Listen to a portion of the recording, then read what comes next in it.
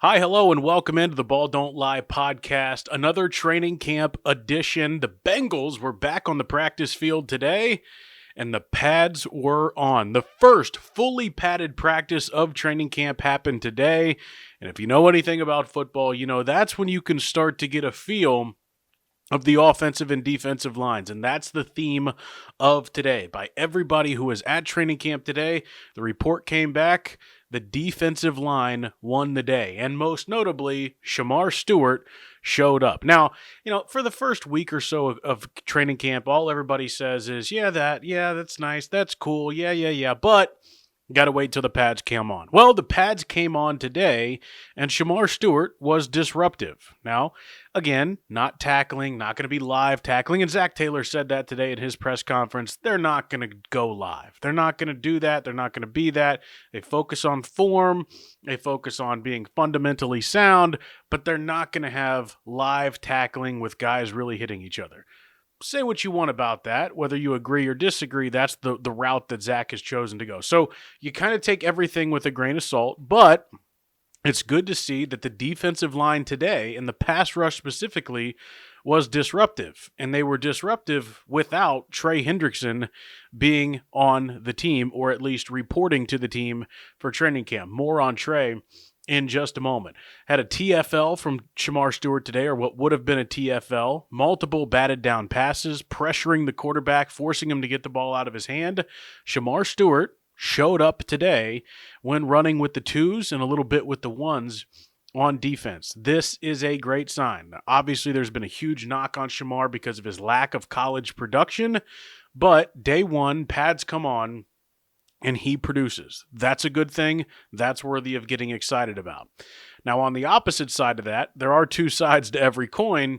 And for me, if you've been listening to this podcast, you know I am very concerned about this Bengals offensive line. Look at it through the opposite lens. The Bengals got pass rush without Trey Hendrickson and Shemar Stewart, who didn't produce anything at college, and Miles Murphy, who's unproven, and Joseph Osai, who's been okay, solid over the course of his NFL career. Not great. They got pass rush. They were effective. They got pressure. They forced batted balls and quarterbacks rolling out up against the Bengals offensive line. That's not a good thing. Dylan Fairchild still getting the first crack at being the first guy or being the starting left guard. Cody Ford on the right side. Again, one padded practice. I'm not going to put all my stock into one. I'm not going to decide what I'm going to do with these two guys. But I think that's noteworthy. Now, for Lucas Patrick, his first padded practice as a pro, just like Shemar Stewart, it looked to me, again, I wasn't there. I only was watching the videos. Looked to me like footwork needed a little bit of Lucas Patrick didn't play today. Dylan Fairchild's footwork needed a little bit of work, is what I was trying to say. And it looked like there was a couple times he got out of position with his feet, and that led to him reaching, and the Bengals defenders took advantage of that. These are teaching moments. You want to have these mistakes early in camp if you're the Bengals offensive line. Hopefully Dylan Fairchild gets that practice under his belt and becomes a little bit more consistent. Cody Ford, I think it's fair to say, is still a work in progress. More on the offensive line in just a little bit. Some other stuff that we saw today, DJ Ivey, the cornerback out of Miami, I believe in his third year now, coming off of a knee injury last year that he suffered late in his rookie year. Wasn't entirely productive last year, but has gotten a little bit more run. Zach Taylor has said that he's growing as an NFL player, as a cornerback, as a man, and he's starting to produce a little bit. He's getting some opportunities with the ones on defense. Had a nice pass breakup today during 11-on-11s. That was good to see. Dax Hill also running with the 11s today and was playing some nickel cornerback. That's one of the themes of the Al Golden defense so far, is moving around the cornerbacks to a lot of different positions. Noteworthy that Dax Hill was taking some snaps at the nickel cornerback. There was another big red zone emphasis on practice today, and I should say that practice started outdoors today, but because of storms moving in, the Bengals abruptly had to change plans and shift over to the practice bubble, the IEL indoor practice facility, as they call it. So the fans went running off the field and got out of the Kettering Health practice fields, and lightning was in the area, and it was a whole shebang. But the Bengals switch over to the indoor practice, and red zone, the Bengals offense struggled again. This is now 2 days in a row. Now, part of it because of that pass rush that we talked about being really good and causing some havoc. There was one really nice play. You might guess who it was from. Isaiah Williams, yes. Joe Burrow did connect with Isaiah Williams on a touchdown pass in the red zone, left side of the field, kind of in that corner by the front pylon. He beat Dax Hill on the play, so that's some good news. And again, this is officially an Isaiah Williams podcast now. That's how we're gonna do it. We're all in on Isaiah Williams, and again, I think it's important that Joe Burrow's not afraid to look his way, even in a red zone practice against the top defense. So good to see that from Isaiah Williams, but another noteworthy, mark when it comes to the Bengals offense, they weren't great in the red zone. What was better in the red zone today, though, was Chase Brown in the Bengals run game. Chase ripped off multiple runs, 10, 15 yards, burst one out to the outside as well, had a good run during the red zone package. We haven't heard a lot from that, and the run game is another thing that's kind of difficult to judge until the pads get on.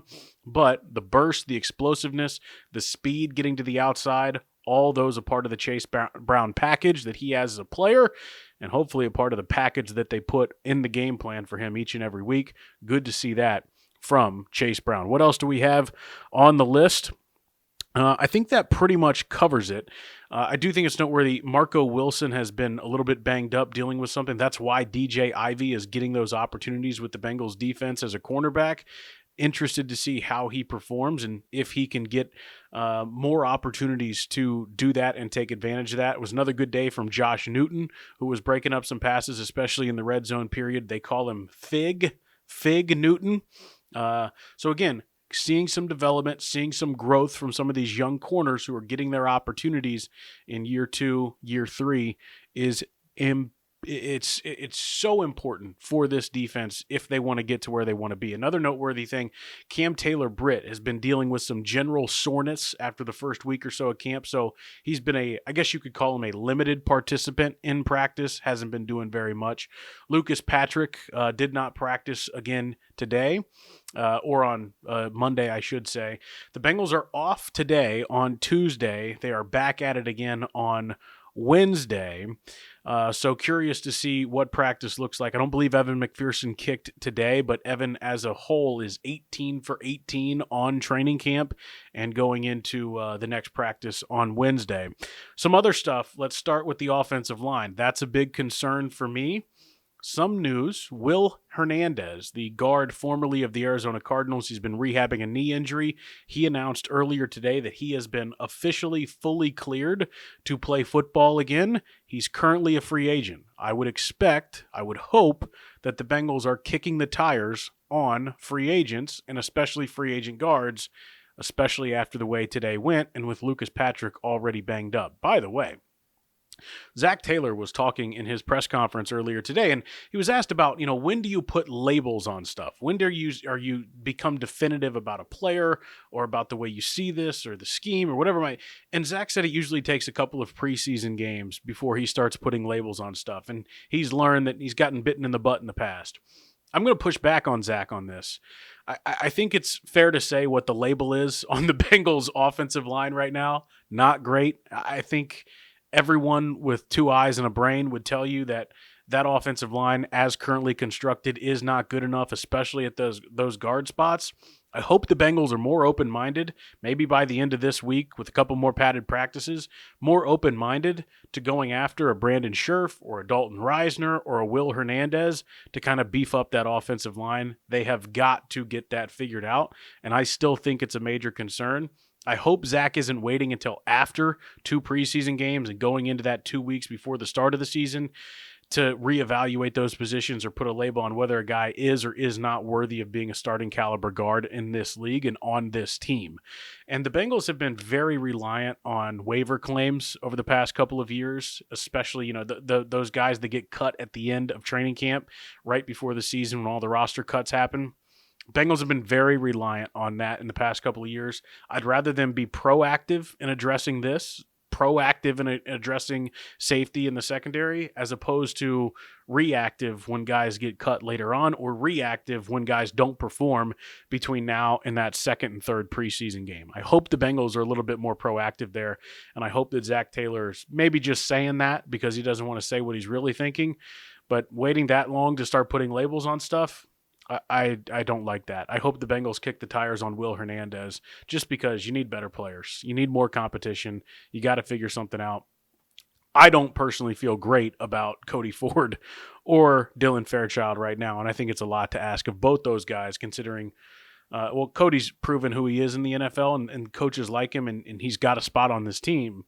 But Dylan Fairchild, that is a lot to ask for him.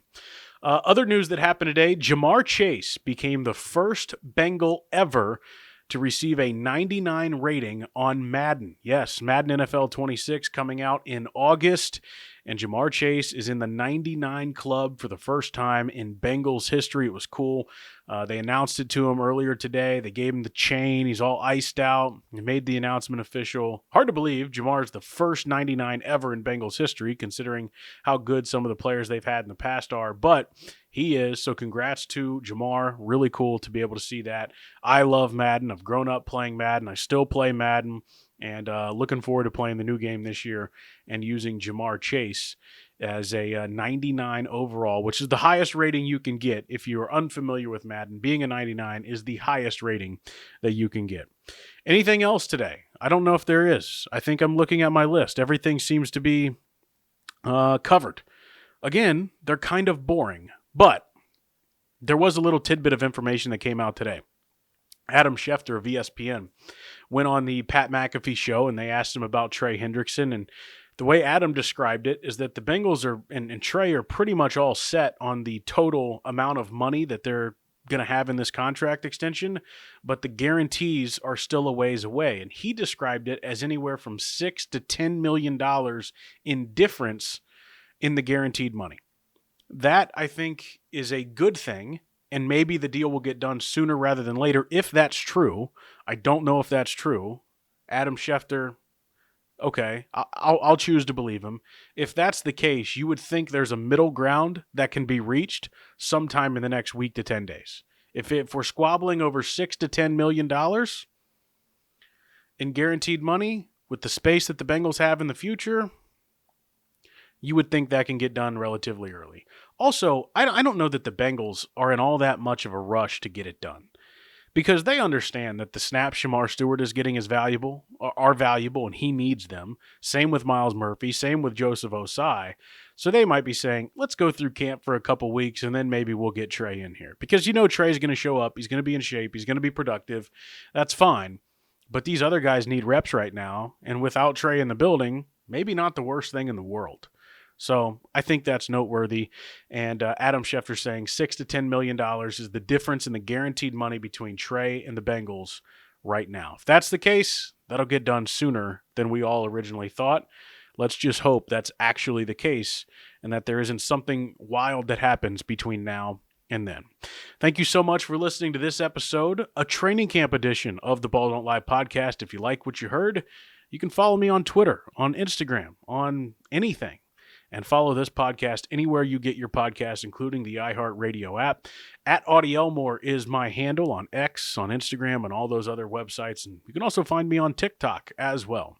Thank you so much for listening to this episode of the Ball Don't Lie podcast.